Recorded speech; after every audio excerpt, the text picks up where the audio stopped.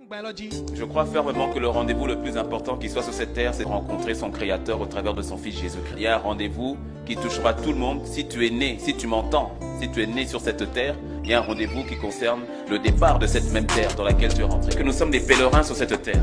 Cette terre est donc un passage. Nous sommes nés, mais nous quitterons cette terre. La vérité, c'est qu'il n'y a que deux moyens de quitter cette terre. Le moyen le plus classique, c'est celui de la mort. Mais il y a aussi un autre rendez-vous qui nous fera quitter cette terre. C'est le rendez-vous de l'enlèvement. À toi qui m'écoutes, que tu crois en Jésus ou pas, je veux te dire que ton passage sur cette terre n'est pas appelé à durer, il est éphémère. Nous serons enlevés de cette terre, soit par la mort, ou lorsque le Seigneur Jésus viendra enlever son église. C'est un sujet qui fait peur à plusieurs enfants de Dieu. L'enlèvement est une bonne nouvelle, mon ami. Comme il est écrit au verset 17, je le relis. Nous serons tous ensemble enlevés avec eux sur des nuées à la rencontre de qui? À la rencontre du Seigneur. Dans quel but? Dans le but d'être toujours avec lui. Et ainsi, nous serons toujours avec le Seigneur. Comment se fait-il que le sujet de l'enlèvement soit un sujet qui fait peur? Il s'agit d'être enlevé pour aller à sa rencontre. L'enlèvement est un sujet de joie. Qu'est-ce qui empêche l'Église de pouvoir être enlevée et de demeurer avec lui? À quoi est-ce qu'on la prépare? On la prépare au mariage? On la prépare au voyage? On la prépare à l'emploi? Non pas que toutes ces choses soient mauvaises en soi, mais est-ce que c'est ça l'objectif?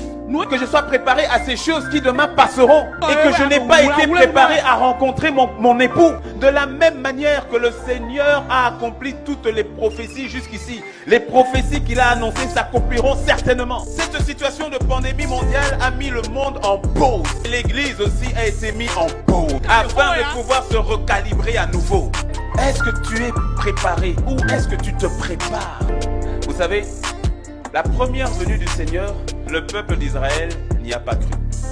La deuxième venue du Seigneur, c'est comme si maintenant le peuple de Dieu, l'Église, n'y croit pas. Croire, ce n'est pas avec la tête, c'est pas une question de connaissance. L'apôtre Jacques est très clair par rapport à cela. Il dit la foi sans les œuvres, elle est morte. Lorsque quelqu'un dit qu'il croit que le Seigneur Jésus revient, on le verra à sa manière de vivre. La préparation n'est pas accidentelle, mon ami, elle est intentionnelle. Alors que je suis en train de parler de l'enlèvement, au-dedans de toi, il y a un trouble. Où tu te poses la question, et pose-toi la question, il faut que tu te poses la question. Au fait, si je reviens aujourd'hui, est-ce que je serai enlevé? Cela veut dire que tu ne t'y prépares pas. Que cela soit pour toi un très bel indicateur pour que tu remettes les choses en ordre.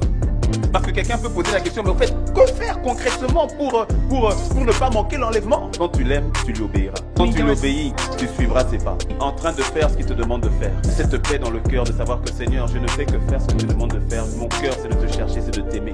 Un cœur qui lui est totalement soumis. Parce que tu dois savoir que dans l'Église, il y a deux types de chrétiens. 1 Corinthiens 3, verset 1 nous révèle au fait les deux types de chrétiens. Pour moi, frère, ce n'est pas comme à des hommes spirituels que j'ai pu vous parler. C'est comme à des hommes charnels, comme à des enfants en Christ. Les chrétiens spirituels et les chrétiens charnels. Mais il y a une catégorie de ceux qui marchent par l'esprit. Et il y a ceux qui font les choses par la chair. Ceux qui font les choses selon leurs propres désirs, leurs propres convictions. Ce n'est pas parce que tu pries que tu es spirituel. La prière n'est pas un signe de spiritualité. Tu sais le nombre de personnes qui utilisent la prière comme un moyen de pression sur Dieu. Tu sais le nombre de personnes qui utilisent la prière pour faire à Dieu, non pas ce que Dieu veut, mais ce que eux ils veulent. Tu sais le nombre de personnes qui prient simplement quand ils ont des besoins. L'activité de la prière en elle-même n'est pas un signe de chrétien spirituel. Prier selon la volonté de Dieu revient à se soumettre à Dieu dans la prière. Je viens demander à Dieu sa volonté et je prie pour que celle-ci s'accomplisse. Le chrétien charnel vient dans la prière avec orgueil. Le chrétien spirituel vient dans la prière avec humilité. Je répète, ça ne veut pas dire que tu es parfait, non. Mais cela veut dire jour après jour, tu apprends à marcher par là.